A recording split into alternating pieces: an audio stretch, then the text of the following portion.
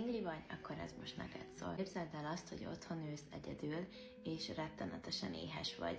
Nincs semmi kaja a hűtődbe, a kamrádba sehol, és nem tudsz elmenni otthonról.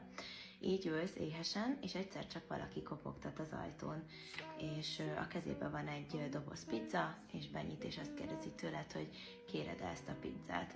Te erre azt válaszolod, hogy persze, hogy kérem, hiszen éhen halok, és elfogadod a pizzát. Azt mondja, hogy rendben, odaadja neked, de csak akkor, hogyha bejöhet.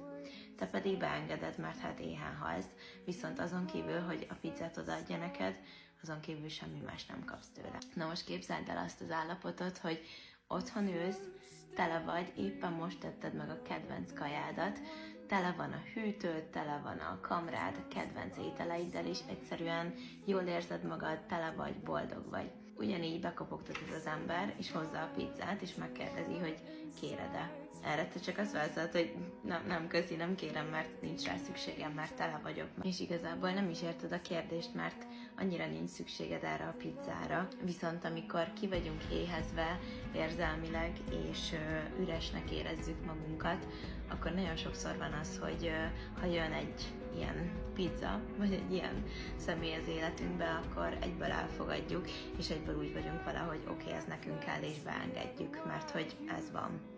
Szóval nagyon fontos az, hogy dolgozzunk magunkon, és hogy tisztában legyünk azzal, hogy nekünk mi kell, és hogy saját magunkat boldoggá tudjuk tenni, mert hogyha mi belül teljesek vagyunk, és boldogok vagyunk, akkor egy sima pizzát nem fogunk csak úgy elfogadni, mert hogy nincs jobb, hanem azt tudjuk érezni, hogy megvan mindenünk, és kerek egészek vagyunk, és nincs szükségünk arra a pizzára, mert sokkal több az, ami nekünk van, és bennünk van, és magunknak tudjuk adni. És hogyha egészek vagyunk, és boldogok vagyunk, akkor olyan embereket is fogunk majd bevonzani magunk köré, akik ezt értékelik, és együtt tudunk tovább fejlődni.